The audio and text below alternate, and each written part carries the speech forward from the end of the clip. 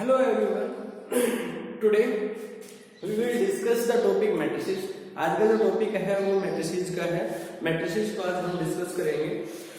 उससे पहले ये जो टॉपिक है इसके बारे में बताता हूँ. ये जो टॉपिक है ये आपका बोर्ड एग्जाम्स के लिए तो इम्पोर्टेंट है, 101% इम्पोर्टेंट है. यहाँ से 11-12 नंबर का काम आता है आपके बोर्ड एग्जाम्स में.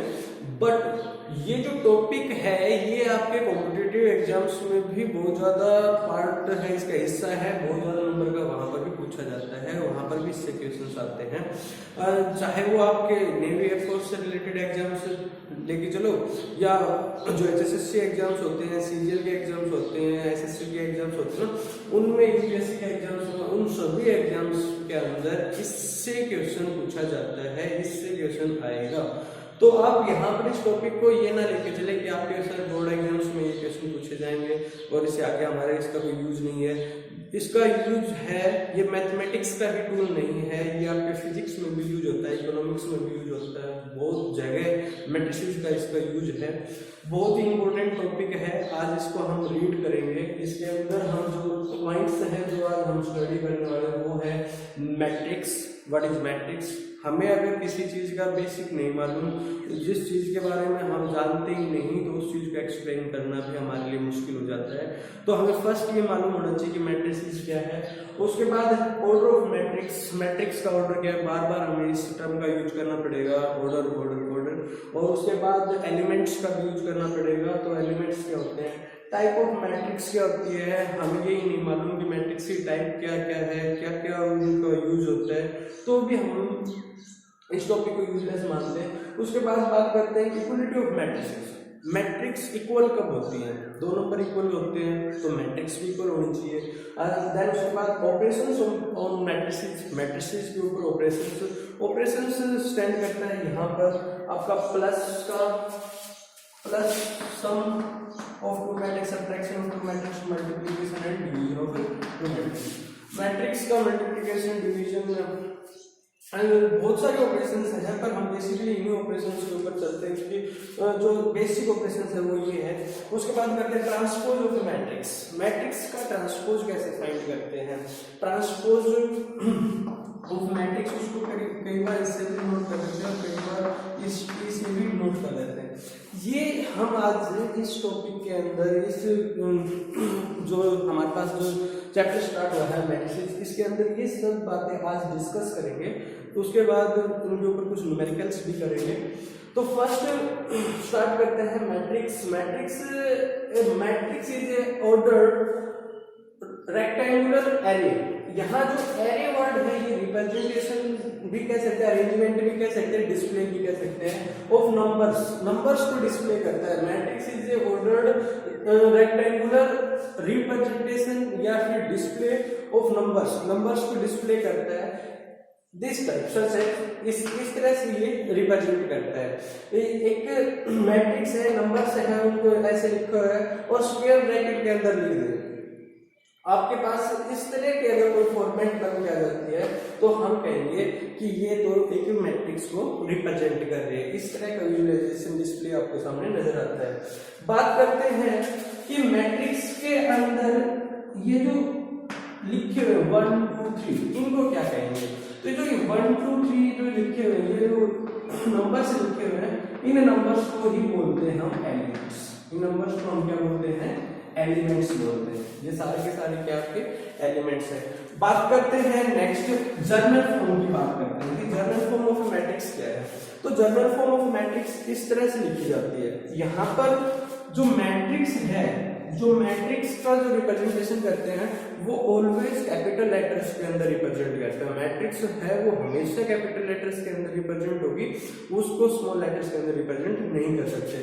बट जो एलिमेंट्स होंगे, जो अंदर जो स्क्वायर ब्रैकेट के अंदर जो लिखे जाते हैं, उन नंबर्स को हम हमेशा किसमें लिखते हैं, स्मॉल लेटर्स के अंदर लिखते हैं. नेक्स्ट बात करते हैं कि सर ये आई क्या है. यहाँ पर ये आई क्या है, ये आई है, ये आपके रो को रिप्रेजेंट कर रहा है. सर ये जे, तो ये जे है, ये आपके कॉलम को रिप्रेजेंट कर रहा है. आई स्ट्रेंथ किसको करता है, रो को, और जे किसको करता है, कॉलम को। ठीक है, अब एम और एन किसको रिप्रेजेंट कर रहे हैं, तो एम और एन है वो आपका रिप्रेजेंट कर रहा है ऑर्डर ऑफ द मैट्रिक्स। ये टोटल तो ऑर्डर है, order of A matrix, order of A matrix, ये मैट्रिक्स का ऑर्डर है। बट ये क्या है, इसका मतलब है नंबर ऑफ रोज, और इस n का मतलब है नंबर ऑफ कॉलम्स। ठीक है, घबराने की जरूरत नहीं है, फिर से देखना, अच्छे से समझना इसको। जो कैपिटल लेटर से डिनोट करते हैं हमेशा मैट्रिक्स को, स्मॉल लेटर से डिनोट करते हैं एलिमेंट्स को। यहाँ पर I जो है वो रो है, J जो है वो कॉलम है, और M N अगर सारे को एक साथ लिखूं तो ये तो हो गया order of matrix, order of matrix. और अगर मैं M की बात करूं तो M है number of rose, and N की बात करूं तो N है नंबर ऑफ कॉलम्स। ठीक है, अब हमारे पास एक एग्जांपल था जो हम लिखा हुआ था 1 2 3 4 5 6, ध्यान से देखो। अब मैं ये कहूं कि ऑर्डर ऑफ दिस मैट्रिक्स, इसका ऑर्डर क्या है, तो आप क्या कहोगे कि सर जो हॉरिजॉन्टल लाइंस है, जो हॉरिजॉन्टल लाइंस है वो हमें 2 दिख रही है, तो आप यहां पर लिखोगे 2। फिर कहोगे सर जो वर्टिकल लाइंस है वो कितनी है, तो वर्टिकल लाइंस आप कहोगे सर 3 है, तो आप लिखोगे यहां पर 3। तो ये तो आपका बन गया ऑर्डर। रो जो होती है, जो रो होती है वो जो होती है वो आपकी रो है, वो आपकी क्या बन जाएंगी, हॉरिजॉन्टल लाइंस। एंड जो कॉलम जो है आपका, जो आपका कॉलम है वो क्या है, वर्टिकल लाइंस। जो आपकी इस तरह से खड़ी लाइन जो बनती है उनको आप क्या कहोगे, कॉलम। और जो ऐसी लाइन है जो अर्थ सरफेस से पैरेलल चलती है उनको क्या कह दोगे, रोज।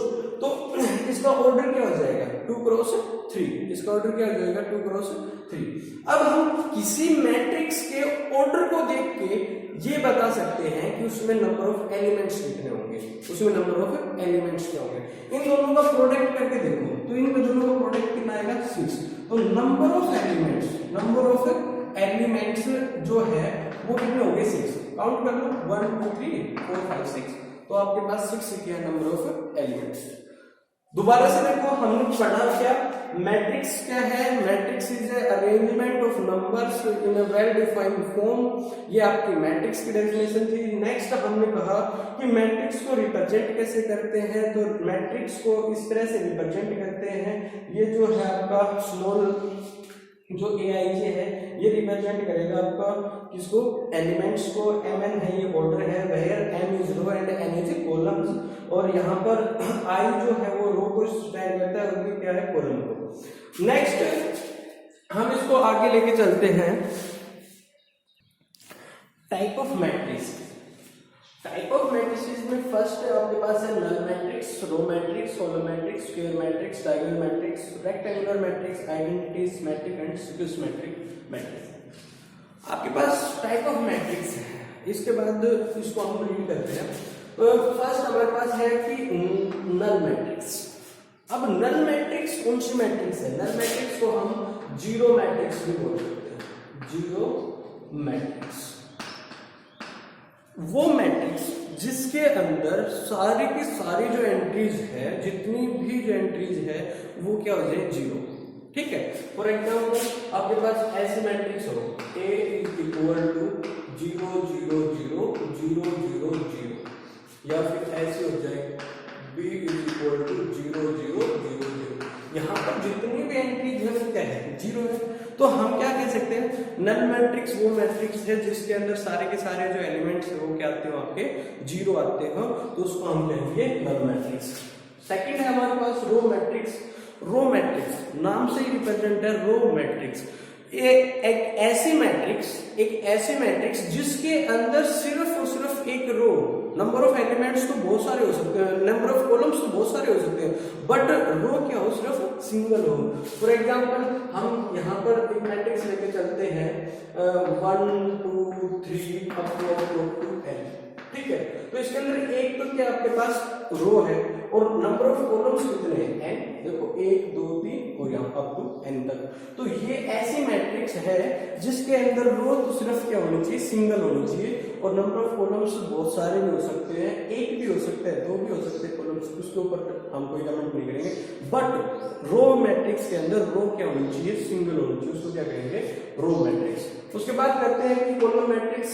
तो कॉलम मैट्रिक्स क्या है, column matrix same row matrix की तरह ही है, एक ऐसी मैट्रिक्स है जिसके अंदर नंबर ऑफ कॉलम्स है वो तो क्या होनी चाहिए एक, और नंबर ऑफ रोज है वो कितनी होनी चाहिए, बहुत सारी।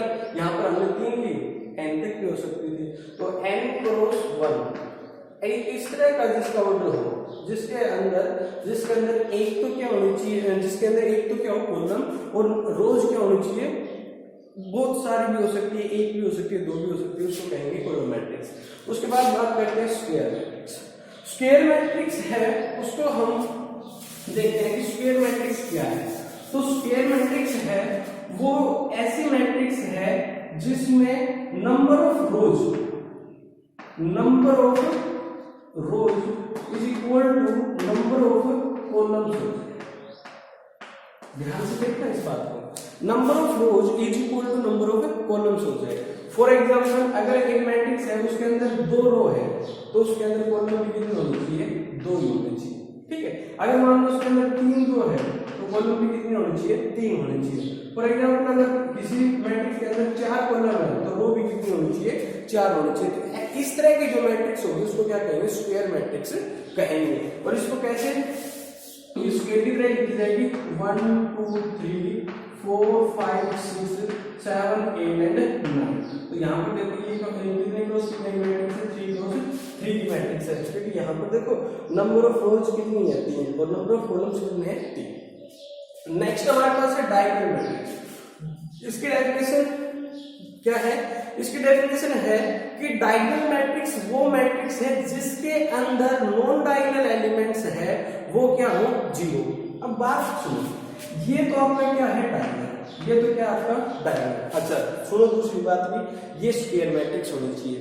ये कैसी मैट्रिक्स होनी चाहिए, square matrix. In square matrix non diagonal element must be 0, non diagonal element वो 0 होने चाहिए।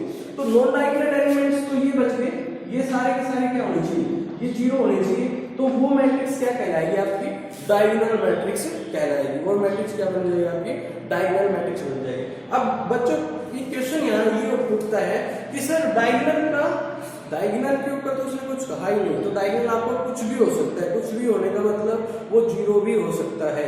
तो हम ये भी कह सकते हैं कि जो 0 मैट्रिक्स होती है, एक ऐसी 0 मैट्रिक्स जो स्क्वायर हो, ठीक है, तो वो क्या बन जाएगा आपकी डायगोनल मैट्रिक्स भी बन जाएगी। उसने कहा सिर्फ क्या था कि non diagonal element must be 0। तो देखो ये तो आपका A B C कुछ भी हो सकता है, बट ये जो है ये आपके क्या होनी चाहिए, 0 होनी चाहिए। ये जो है ये आपके क्या होनी चाहिए, 0 होनी चाहिए। दूसरा ये स्क्वायर होना चाहिए। तो नेक्स्ट आपके पास है स्केलर मैट्रिक्स।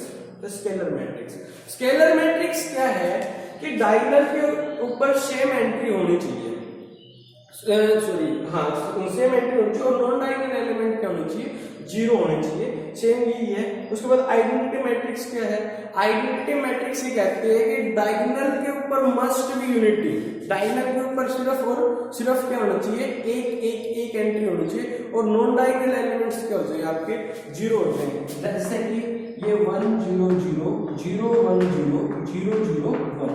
तो देखो ये आपकी क्या बन गई, 3 क्रॉस 3 की आइडेंटिटी मैट्रिक्स। ये भी स्क्वायर होनी चाहिए, ये भी स्क्वायर होनी चाहिए, ये भी स्क्वायर होनी चाहिए, ठीक है। ये मैट्रिक्स और ये मैट्रिक्स, ये तीनों की तीनों मैट्रिक्स कैसे होनी चाहिए, स्क्वायर मैट्रिक्स होनी चाहिए। Square matrix in which non diagonal element must be 0 and Aij is equal to 1 where I is equal to 0। ये आपकी कंडीशन यहाँ पर बन के आती है। नेक्स्ट आपकी बात करते हैं सिमेट्रिक की और स्क्यू सिमेट्रिक की। बट इससे पहले जब हम बात करें सिमेट्रिक की और स्क्यू सिमेट्रिक की, हम यहाँ पर एक और टर्म डिफाइन करेंगे जिसका क्या नाम है आपका, ट्रांसपोज ऑफ मैट्रिक्स। क्या है ट्रांसपोज ऑफ मैट्रिक्स, एक मैट्रिक्स आपके पास मान लो ये x y और ए बी, ये आपके पास एक मैट्रिक्स है, ठीक है। एक स्क्वायर मैट्रिक्स है, ट्रांसपोज ऑलवेज स्क्वायर मैट्रिक्स का ही हम, ये भी जरूरी नहीं होता, बट ये क्या है कि इसका जब ट्रांसपोज करते हैं तो नंबर ऑफ रोज है, जो रोज है वो कन्वर्ट हो जाती है कॉलम के अंदर, इसमें चेंज हो जाती है वो कॉलम के अंदर, और आपकी इस तरह की जो मैट्रिक्स है वो बन के आ जाती है। दोबारा से देखना, ये रो है, ये उठा के कॉलम में लिख दो, ये रो उठा के इसका सेकंड कॉलम बना दो, तो ये आपकी क्या बन गया, ये आपका हो गया ट्रांसपोज ऑफ दिस मैट्रिक्स, इस मैट्रिक्स का क्या हो गया, ट्रांसपोज हो गया। अब बात करेंगे हम सिमेट्रिक मैट्रिक्स की। तो सिमेट्रिक मैट्रिक्स क्या है, इसके ऊपर काम करते हैं कि सिमेट्रिक मैट्रिक्स क्या है। तो सिमेट्रिक मैट्रिक्स है, उसके ऊपर काम कर रहे हैं। सिमेट्रिक जो मैट्रिक्स है वो क्या है, सिमेट्रिक मैट्रिक्स आपकी एक मैट्रिक्स का ट्रांसपोज करूं, एक मैट्रिक्स का ट्रांसपोज करूं और वो अपने आप के इक्वल आ जाए। किसी मैट्रिक्स का ट्रांसपोज करने पर वो मैट्रिक्स अपने आप के इक्वल आ जाए, तो उस मैट्रिक्स को हम कहेंगे कि this is a symmetric matrix. ये मैट्रिक्स आपको क्या होगी, सिमेट्रिक मैट्रिक्स होगी। अब how to construct such type of matrix, इस मैट्रिक्स को कंस्ट्रक्ट कैसे करते हैं। तो देखो एक मैट्रिक्स ए लिखिए, अब यहाँ पर क्या है कि 1 2 3 आपकी मर्जी से आपने यहाँ लिख दिया जो लिखना था, बट यहाँ पर अब जो एलिमेंट है वो यहाँ पर आपको सेम लिखना पड़ेगा। यहाँ पर आप कुछ भी लिख लो, कोई फर्क नहीं पड़ेगा, यहाँ पर आपकी मर्जी है, आप अभी कुछ भी लिख लो, बट अब ये जो एलिमेंट है ये एलिमेंट आपको यहाँ लिखना पड़ेगा। फिर उसके बाद यहाँ पर जो एलिमेंट है वो ये एलिमेंट है, उसका यहाँ पर क्या जाएगा, रिफ्लेक्शन जाएगा, और यहाँ पर आप कुछ भी लिख लो। दोबारा से देख लो, एक मैट्रिक्स बनानी है आपको 3 क्रॉस 3 सिमेट्रिक मैट्रिक्स, तो आप डायगोनल के ऊपर कुछ भी लिखो कोई फर्क नहीं पड़ेगा, बट जो ये पोजीशन आपकी है A1 2 फर्स्ट रो का सेकंड जो एलिमेंट है वो सेकंड रो का फर्स्ट एलिमेंट रहेगा, जो आपका फर्स्ट रो का थर्ड एलिमेंट है वो थर्ड रो का फर्स्ट एलिमेंट रहेगा, और जो आपका ये सेकंड रो का थर्ड एलिमेंट है वो थर्ड रो का सेकंड एलिमेंट रहेगा। ये दो डिटो आने ही चाहिए, ये एलिमेंट्स क्या होने चाहिए, आपके सेम आना चाहिए, तो वो मैट्रिक्स क्या बन जाएगी, सिमेट्रिक मैट्रिक्स बन जाएगी। अब इसका ट्रांसपोज करके देखो, आप इसका ट्रांसपोज करके देखोगे तो देखो 1 2 3, फिर क्या आएगा 2x 6, फिर क्या आएगा 3 6 एंड y। तो देखो ये आपको क्या आ गया, सेम आ गया, एक मैट्रिक्स था उसका ट्रांसपोज क्या उसी के क्या आ गया, इक्वल आ गया, उसको कहेंगे हम सिमेट्रिक मैट्रिक्स। नेक्स्ट हमारे पास है स्क्यू सिमेट्रिक मैट्रिक्स। नेक्स्ट हमारे पास कौन सा मैट्रिक्स है, स्क्यू सिमेट्रिक मैट्रिक्स। तो देखो skew symmetric matrix, skew symmetric matrix. अब स्क्यू सिमेट्रिक मैट्रिक्स क्या करते हैं कि एक मैट्रिक्स का ट्रांसपोज करूं, एक मैट्रिक्स का ट्रांसपोज करूं तो वो उसके नेगेटिव के इक्वल आ जाए। एक मैट्रिक्स का ट्रांसपोज करने पर वो किसके इक्वल आ जाए, उसके नेगेटिव के इक्वल आ जाए, तो उसको कहेंगे हम स्क्यू सिमेट्रिक मैट्रिक्स। अब इसको बनाते कैसे वो देखते हैं। तो देखो एक मैट्रिक्स आपने ली, तो आपने यहां पर इस डायगोनल के ऊपर तो क्या होना चाहिए, 0। इसके अंदर, इसकी डेफिनेशन के अंदर है कि all the diagonal element must be 0, all the diagonal element must be 0, and उसका जो ट्रांसपोज है वो उसके नेगेटिव की क्या है, इक्वल आए, ठीक है। इसके जितने भी डायगोनल एलिमेंट है वो क्या आएंगे 0। तो यहाँ पर अगर आप x लिखोगे तो यहाँ पर आपको -x लिखना पड़ेगा, अगर यहाँ पर आप y लिखोगे तो यहाँ पर आपको -y लिखना पड़ेगा, अगर यहाँ पर आप -t लिखोगे तो यहाँ पर आपको t लिखना पड़ेगा, ये आपको है।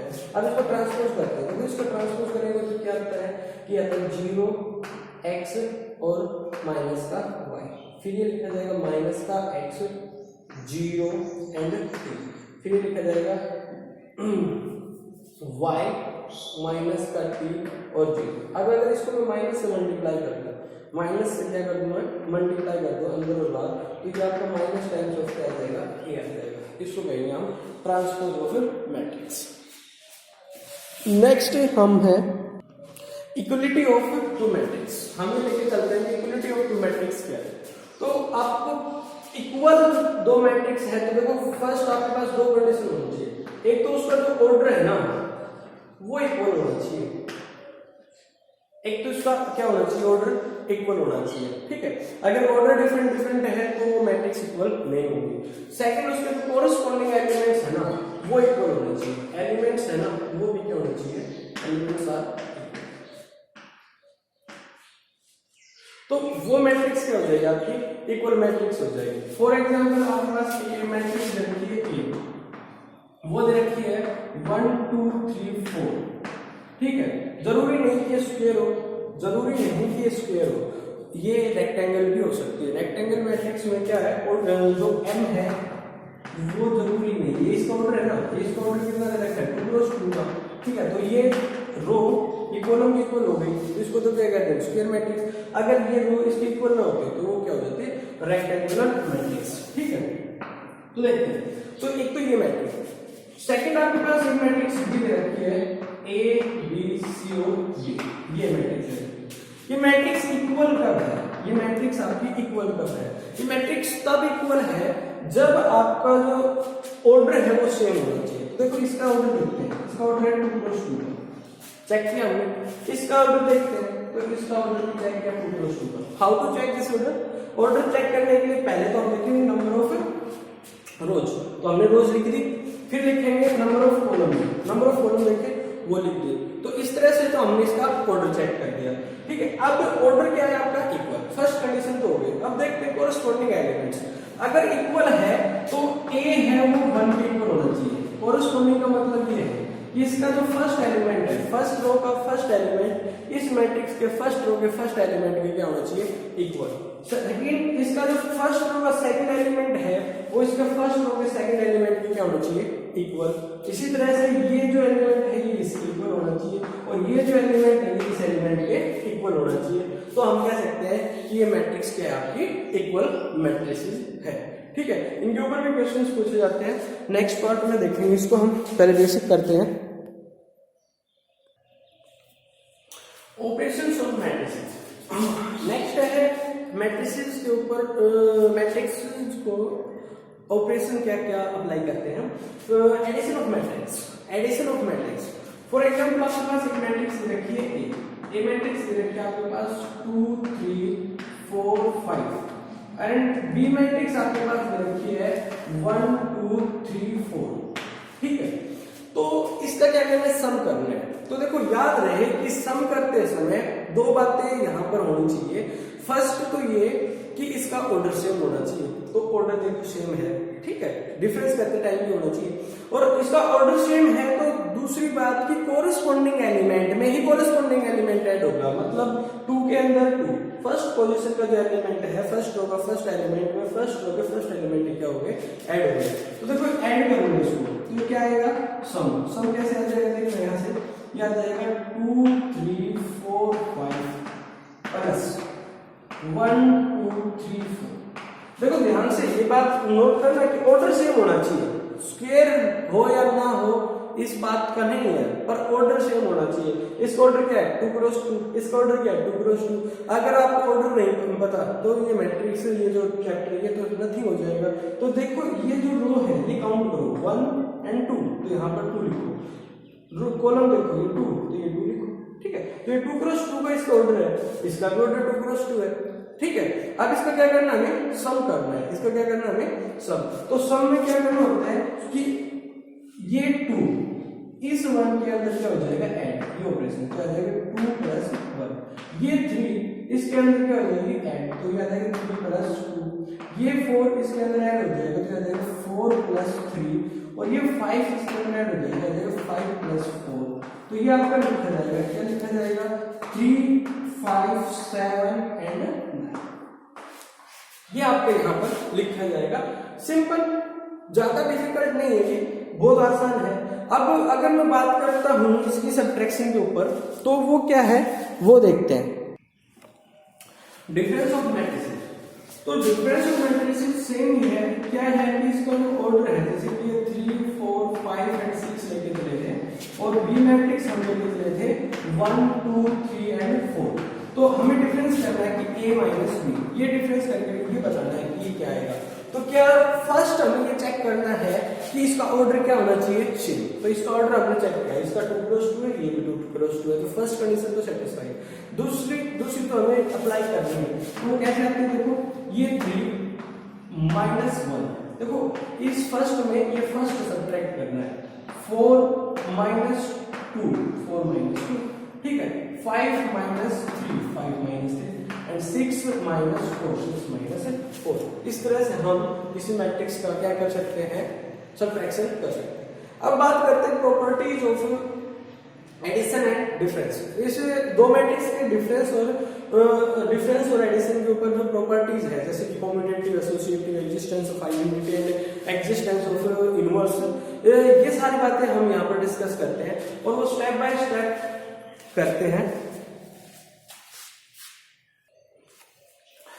देखो क्या है कि कॉम्यूटेटिव क्या है कि अगर दो मैट्रिक्स को ऐड करो, a प्लस बी करो या फिर उसको b प्लस a करो, तो इन दोनों सिचुएशन में उनका आंसर क्या आएगा, सेम आएगा, ठीक है।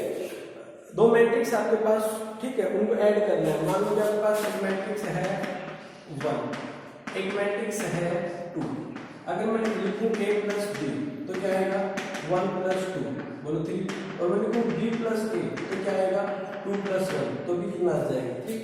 तो ये सिचुएशन है। तो एडिशन के अंदर कॉम्यूटेटिविटी होल्ड होती है। एसोसिएटिविटी में क्या होता है, तीन मैट्रिक्स लेके जाते हैं, a plus b plus c। किसी तीन मैट्रिक्स को ऐसे ऐड करो, पहले को b प्लस c कर लो, फिर a के साथ ऐड कर दो, या फिर हम ऐसे कर लें कि a प्लस b कर ले पहले और फिर उसके अंदर c ऐड कर दें। तो क्या होता है कि वहां पर आपकी एसोसिएटिविटी होल्ड हो जाती है। आप करके देखना, ऐसा हो जाएगा कि अगर आप पहले इनको ऐड करोगे फिर इसको ऐड करोगे या इन दोनों को ऐड करोगे फिर इसको ऐड करोगे तो आंसर क्या आएगा, सेम आएगा। बात करते हैं आइडेंटिटी की। आइडेंटिटी क्या होती है, किसी मैट्रिक्स के अंदर क्या चीज ऐड करें कि वो मैट्रिक्स एज इट इज रह जाए, तो हम उसमें कहेंगे zero matrix, null matrix add करने पर वो मैट्रिक्स एज इट इज ही रह जाती है, ठीक है। उसके बाद कहते हैं इनवर्स, किसी मैट्रिक्स के अंदर क्या चीज ऐड करें कि वो मैट्रिक्स आइडेंटिटी के इक्वल आ जाए, जीरो के इक्वल आ जाए, ठीक है। तो इसका नेगेटिव ऐड करने पर ये इसके इक्वल आ जाता है, तो इसको कहेंगे इनवर्स। ये आपका क्या होगा, इनवर्स, ये क्या होगा, आइडेंटिटी। अब बात करते हैं डिफरेंस के अंदर। तो डिफरेंस के अंदर कहते हैं कि a माइनस b करूं या फिर b माइनस a करूं, तो ये क्या इक्वल आएंगे, नहीं आएंगे। यहीं से चेक कर लो, देखो मैं a प्लस बी करूंगा तो 1 प्लस 2 आएगा, और जब मैं b प्लस दिस करूंगा तो 2 माइनस 1 आएगा, तो ये क्या इक्वल थोड़ी नहीं, डिफरेंट है, ठीक है। तो आपके जो सब्ट्रैक्शन के अंदर, डिफरेंस के अंदर कॉम्यूटेटिविटी होल्ड नहीं होती। इसी तरह से अगर मैं बात करूं b माइनस माइनस c करूं या फिर यहां से ये लिखूं कि a माइनस b और माइनस c करूं, तो ये भी आपके होल्ड नहीं होगी। उसके बाद आइडेंटिटी, किसी के अंदर से क्या चीज सब्ट्रैक्ट करवाई जाए कि वो एज इट इज रह जाए, तो वो क्या आएगा आपका, जीरो। उसके बाद आपकी यही है कि ए मैट्रिक्स है, उसके अंदर क्या चीज सब्ट्रैक्ट कराएं कि वो जीरो के इक्वल आ जाए, तो माइनस, ठीक है। तो ये आपकी है प्रॉपर्टीज एडिशन की और डिफरेंस की। अब बात करते हैं स्केलर मल्टीप्लिकेशन की। स्केलर मल्टीप्लिकेशन बहुत आसान है।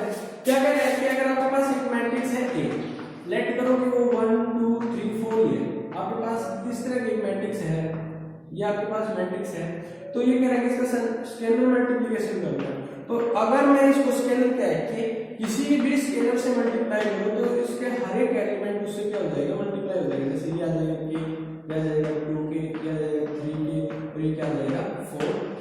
इसको कहते हैं स्केलर मल्टीप्लिकेशन, ठीक है।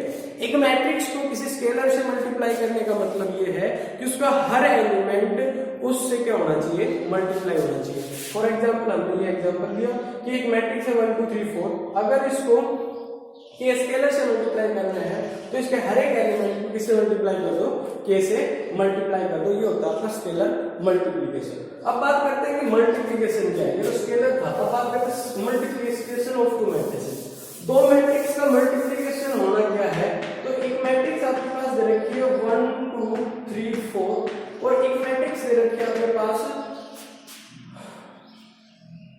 1 2, तो इनका मल्टीप्लिकेशन करना है, इनको मल्टीप्लाई करना है। तो इसका मतलब ये थोड़ी ना कोरेस्पोंडिंग एलिमेंट को कोरेस्पोंडिंग एलिमेंट से मल्टीप्लाई कर देंगे। इसका एक स्पेसिफिक रूल है अपना।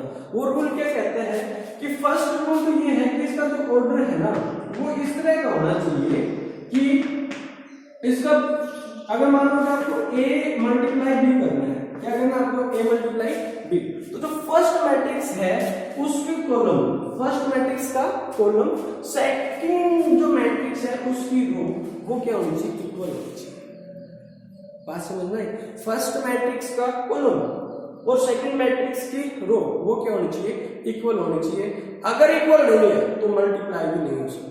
तो चेक कर लेना, बहुत आसान से ट्रिक है कि मल्टीप्लाई होगी या नहीं होगी। तो क्या करना है, फर्स्ट मैट्रिक्स है, अगर मान लो b क्रॉस a करना था तो b क्रॉस a, तो फर्स्ट मैट्रिक्स अब क्या बन रही थी b के चेक करो कॉलम 1, और यहाँ पर देखो चेक करो a का जो रो है वो 2 है, यहाँ पर तो देखो 1 है, यहाँ पर क्या है 2, क्या मल्टीप्लाई हो सकता था?